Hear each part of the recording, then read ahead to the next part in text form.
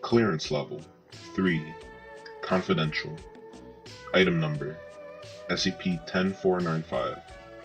Containment Class Peter. Risk Class Danger. Disruption Class Kenny. Special Containment Procedures. Due to the prevalence of SCP-10495 in the southern United States, full containment is currently not feasible. Missing persons reports in the aforementioned area should be investigated for signs of SCP-10495 involvement. If involvement is proven, Mobile Task Force Kappa 12 is to be dispatched immediately to prevent the further spread of the SCP-10495 population in the vicinity. There are currently 3 instances of SCP-10495, 2 females, 1 male, in containment. These instances are to be kept in a soundproof containment chamber with no windows and 2 entrances. Infrared cameras are to be installed in the walls of the chamber. An antechamber has been built around the west entrance. Once a month, a corpse is to be deposited in the antechamber. Following 10 minutes of the introduction of the corpse, maintenance personnel are to enter the containment chamber through the south entrance and check the structural integrity of the walls, floor, and ceiling. Infrared cameras are to be checked for damages, and all damages are to be noted. Repairs are to be done accordingly after another corpse is deposited. In the event of a breach, all personnel are to report to the nearest breach shelter. Personnel entering the breach shelters are to be checked for any extra teeth or slits on their face. Any personnel who do not report to such shelters within 30 minutes are to be considered killed in action, and reappearance of such personnel are to be reported. Such personnel are to be immediately terminated to prevent the risk of further spread of SCP-10495. Personnel are to be reminded not to listen to any pleas of help or to enter the shelter once the 30 minutes are up until the breach has been contained. Description: SCP-10495 is a species of predatory humanoids, Homo falsum, that live in the forests of the southern United States. In their disguised state, SCP-10495 resemble regular humans, Homo sapiens, save for the existence of structures resembling pharyngeal jaws within the oral cavity of SCP-10495, and several prominent slits on the facial area of SCP-10495. SCP-10495 bear live young of up to 3 offspring and typically do so within large burrows during the winter solstice. SCP-10495 have a gestation period of 35 weeks.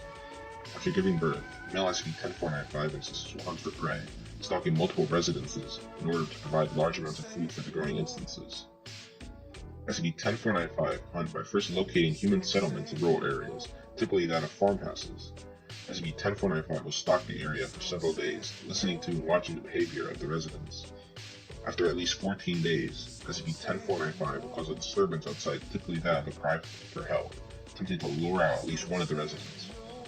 If one resident of the house exits the settlement, they will be led deeper into the forest nearby until SCP-10495 deems fit to attack. If multiple residents exit the settlement, SCP-10495 will only target one of the subjects.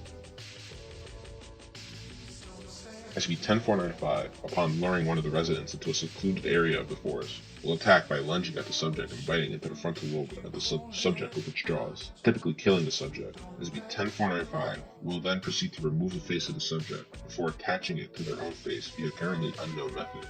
It is theorized that SCP-10495 might produce a biological fat hazard, but the exact means of doing so is still under speculation. SCP-10495 will then return to the settlement before knocking on the door and asking to be let in. SCP-10495 has the ability to anomalously reproduce the voices of those it has killed through the slits on its face, even mimicking verbal tics to help it disguise itself as the deceased subject. Should this guise work, SCP-10495 will enter the settlement and kill every living entity within it, dragging the corpses to a burrow in the surrounding forests where it will eat the bodies before moving on to find new prey.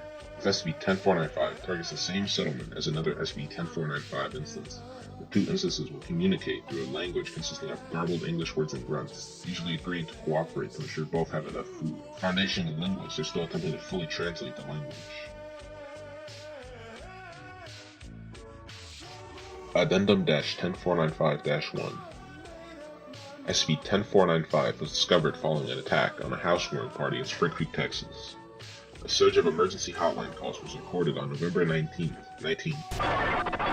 This abnormality prompted Foundation investigation, where SCP-10495 was discovered. By the time personnel had arrived, 39 out of the party's original 45 had been killed. Approximately 42 SCP-10495 instances were discovered at the scene, far larger than any recorded number of instances in the years to come.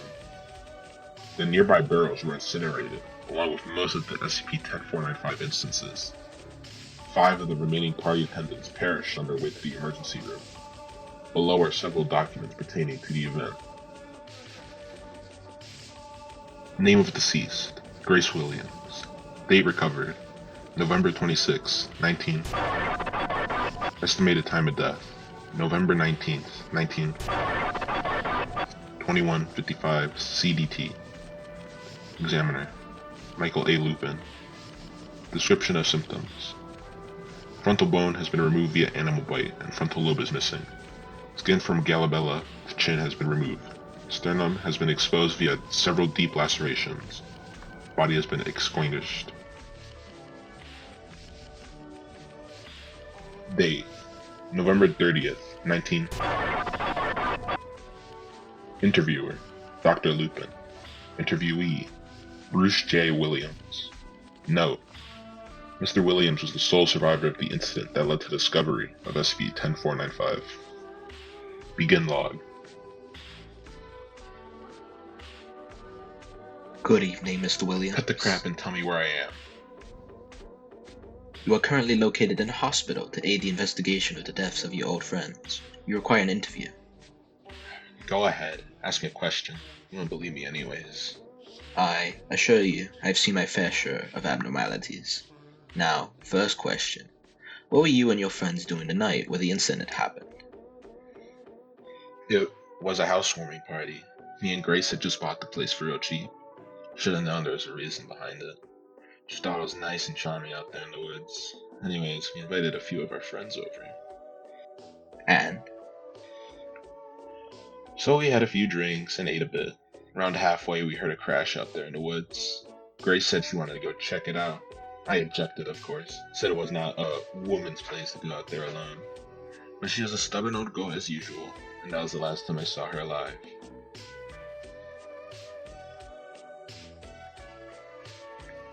So it was a little while. She hadn't come back yet. I wasn't drunk as the others, so I had a bit of sense in me. I got worried, and so I took out my gun, went out into the woods to look for her. I don't want to think about her more than I have to. I knew we weren't safe when I saw her head.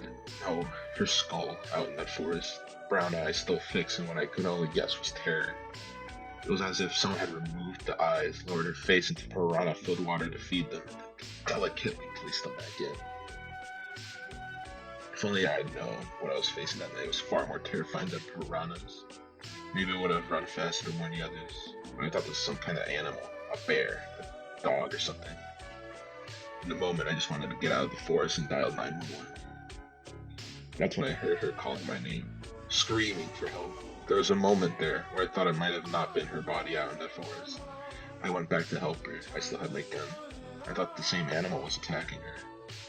And that's when I saw her. Something was very obviously off. They weren't her eyes. They weren't brown. They weren't human. There was no soul behind that gaze. It wasn't until they saw blood that there was even a glint of life in them. I shot it 12 times. Landed in maybe 10 of them. The only damage was to her face. Then it ran off into the woods behind me. I just knew where it was headed towards. I think that if I was just a little faster, I might have caught up and none of this would have happened. Not that it matters now anyways. The number of those things there by the time I reached the place was all I needed to know. I know you're gonna erase my memories of this place, this interview. Do me a favor. Make me forget her too. As well as everyone else at that damn party. I don't want to have to keep going to therapy. I don't want to have to keep avoiding sleep. I don't want to have to see another faceless face again.